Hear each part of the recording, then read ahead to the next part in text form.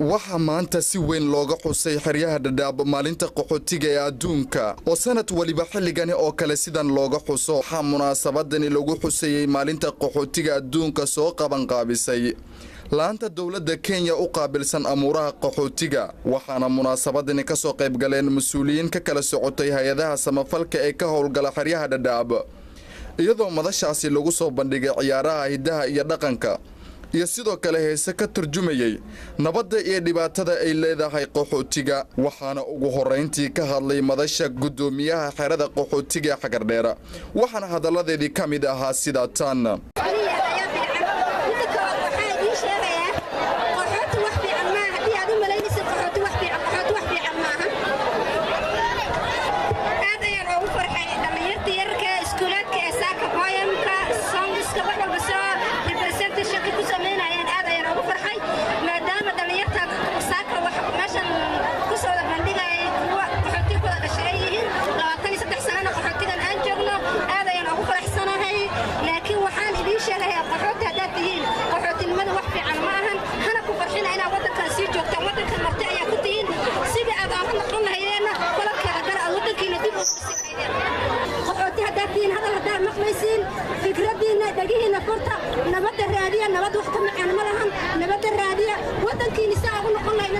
And I think everyone of you know that the purpose of us being here is to celebrate what is day.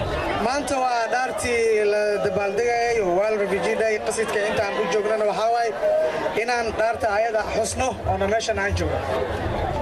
Enough has been said about the day. wax badan waa laga sheegay dhaarta ku dhigeeda ku saabsan by people who are here in front of me. dadka horta yimaadeen iyo dadka meeshan joogaan. And I don't need to take a lot of time. waqti badan inaan ku dhumiyana ma rabo. But what I would like to stress here are two things. laba shay ayaan xoog saari rabaa. We look at the theme of today. waxaan fiirinayaa dhaarta hal ku dhigeeda muxuu ahaa. It says peace.